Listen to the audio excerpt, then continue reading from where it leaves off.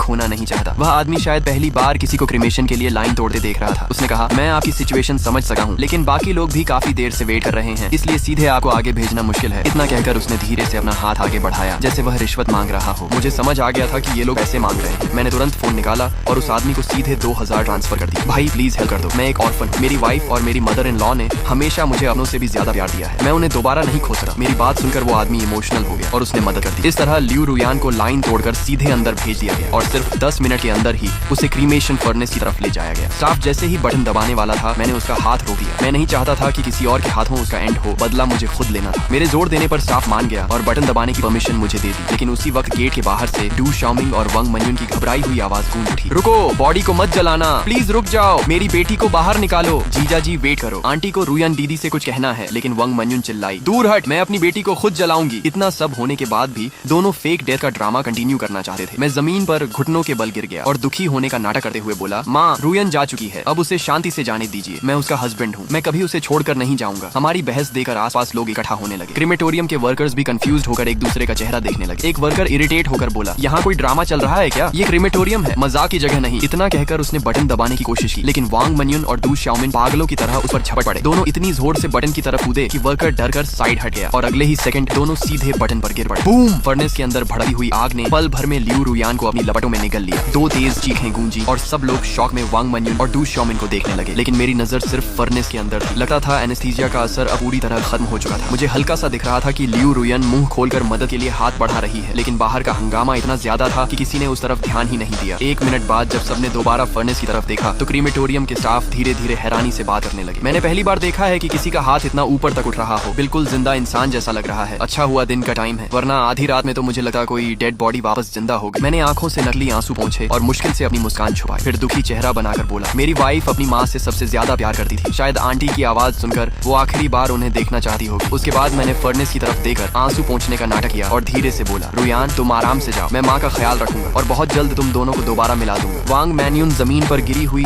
Do शाओमिन की बिल्कुल परवाह नहीं करती और लड़खड़ाते हुए मेरे पास दौड़ी। जैसे ही उसने भट्टी के अंदर का नजारा देखा, वो वहीं आधी पागल सी हो गई। वो पागलों की तरह क्रीमेशन बटन दबाने लगी और चिल्लाई, रुको रुको! कर्मचारियों ने पहली बार किसी फैमिली मेंबर को इतना हिस्टेरिकल देखा था, इसलिए तुरंत उसे पीछे खींच लिया। मैडम, हम समझते हैं कि आप दुखी हैं, लेकिन डेड इंसान वापस नहीं आते। आप लोग ऐसा करेंगे तो मरने वाले की सोल भी चैन से नहीं जाएगी। वांग मनयुन का चेहरा इतना सफेद पड़ चुका था जैसे उसमें खून ही न बचा हो। वो धम्म से जमीन पर बैठ गई और सिर्फ मुझे रोकने की कोशिश करती रही। तभी डू शाओमिन हाथ पैर के बल रेंगती हुई मेरे पैरों तक आई। मेरी पैंट पकड़कर जोर जोर से चीखने लगी, तू कमीना है, तूने मेरी बेटी को मार डाला, मेरी बेटी की जान वापस कर। मैंने गहरी सांस ली और तुरंत डेथ सर्टिफिकेट निकालकर कहा, माँ मुझे पता है आप दुख में हैं, लेकिन रुयान की मौत से मेरा कोई लेना देना नहीं है।